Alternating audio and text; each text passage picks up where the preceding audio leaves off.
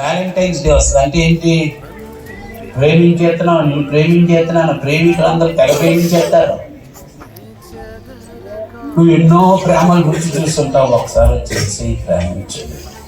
ఈ లోక ప్రేమలన్నీ బోగస్ ప్రేమలు అవి, ఉత్తువే.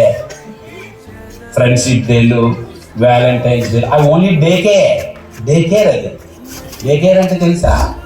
ఓలా పూటకే ఉంటాయి, తర్వాత ఏముండదు. నేను ఒక 15 సంవత్సరాల క్రితం ఆగస్టు 1వ వారం ఫ్రెండ్షిప్ డే అంటారు. ఏ డే అంటారు? మొదటి ఆదివారాన్ని ఫ్రెండ్షిప్ డే అంటారు. నన్ను నర్సాపూర్లో జీడిఎం చర్చ్ ఉంటుంది, చాలా పాత చర్చ్. వాళ్ళు యూత్ సర్వే చేసుకొని వాళ్ళ ఆదివారం ప్రసంగం ఇవ్వమని పిలిచారు. నర్సాపూర్ కొద్ది లోపలికి ఉంటుంది, మనలో మెయిన్ రోడ్లో ఉండదు. కాబట్టి రాత్రి ట్రైన్ ఎక్కితే తెల్లారి దించుతుంది అనమాట. కాబట్టి అది సుఖమైన ప్రయాణం. కాబట్టి ఆ ముందు రోజు రాత్రి ట్రైన్ ఎక్కా, నెక్స్ట్ రోజు ఫ్రెండ్షిప్ డే. కానీ ఆ ముందు రాత్రి తెగ వచ్చేస్తున్నాయి మెసేజ్లు నాకు, వచ్చేస్తున్నాయి. హ్యాపీ ఫ్రెండ్షిప్ డే అది ఇది అని వచ్చేస్తున్నాయి.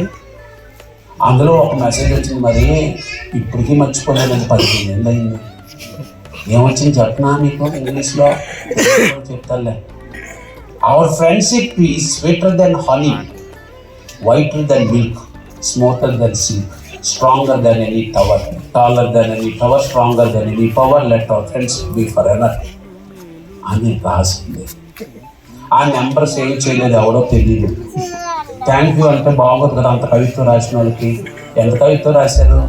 మన స్నేహం దేనికంటే తీయంది, పాల కంటే తెల్లంది, సిల్క్ కంటే సున్నితమైంది, ఎత్తైన కోట కంటే ఎత్తుమైంది, బలము కంటే బలమైంది, ఉండాలి చిరకాలం. మన స్నేహం అంటే థ్యాంక్స్ అంటావా? మరి నేను ఏదో రాయాలి కదా, కవిత్వం నాకు రావట్లేదు.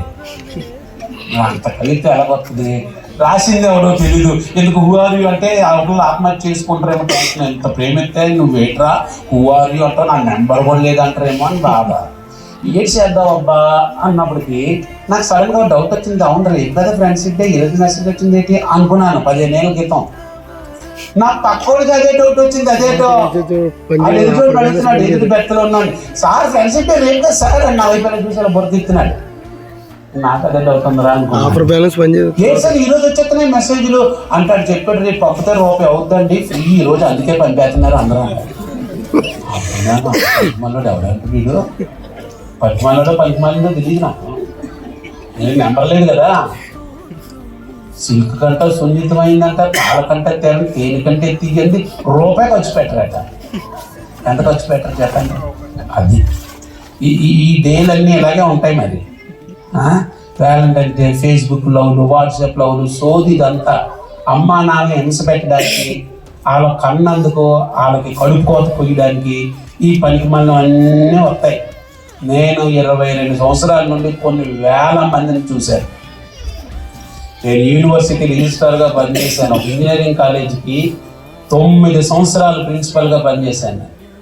చిన్న వయసులో అవకాశం వచ్చింది. ఎవరు అడిగారు ప్రిన్సిపల్కి ఏం పని ఉండదంటే పని తక్కువ, పంచాయతీలు ఎక్కువ అని చెప్పాను.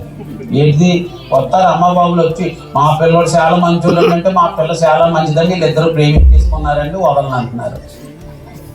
నేను చెప్పేది ఒక రోజు అందరికీ మీటింగ్ పెట్టి, వారు బాబు కాలేజీ మీరు వచ్చింది చదువుకోవాలిరా ఇంజనీరింగ్, అందుకే మీకు ల్యాబ్లు కట్టేమో, క్లాస్ రూములు కట్టేమో. అదే మీరు వచ్చి పెళ్లి చేసుకుంటుంటే కళ్యాణ మండపాలు పడుతుంది కదరా. మీరు దేనికి వచ్చారు?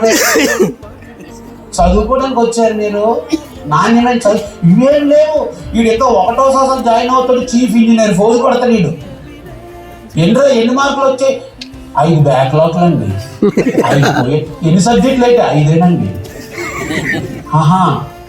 మరి వేట్ చేస్తావు? ప్రేమిస్తానండి. ఏం ప్రేమిస్తాడు? ఎన్ని రోజులు ప్రేమిస్తాడు? వీడు ఇడికే పొట్టిస్తే అక్షరం ఒక లేదు, ఇడికే ముద్ద నోట్లోకి వెళ్ళే సంపాదన లేదు. ఇదేం చేస్తాడు? నువ్వు యేసు ప్రభువుని రుచి చూడు. ఈ లోకం పనికిమాలిన ప్రేమలు కాదు. యేసు ప్రభువుని రుచి చూసావనుకో, ఆయన ఎంత ప్రేమించాడంటే 2 చేతులు ఇలా చాపేశాడు.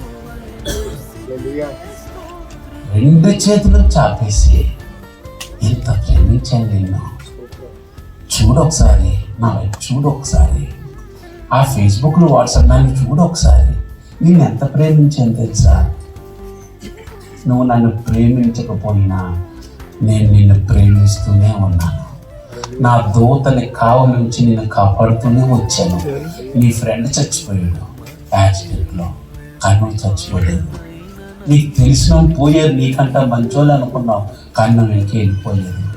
నీకు ఇప్పటికీ అర్థం కావట్లేదా నా ప్రేమ? దేవుడు మన ఎడల తన ప్రేమను వెల్లడిపరిచాడు.